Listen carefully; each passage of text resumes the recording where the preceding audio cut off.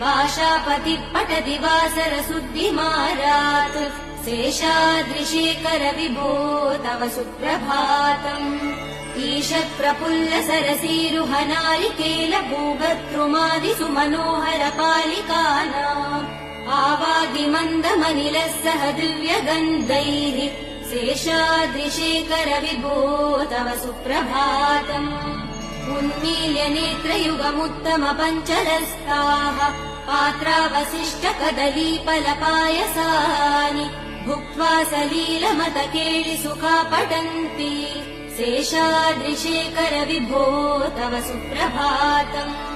तन्त्री प्रकर्ष मधुरस्वनया विपञ्च्या गायत्यनन्तचरितम् तव नारदोऽपि भाषा समक्रम सकृत्करचार रम्यम् शेषाद्रिशेखर विभो तव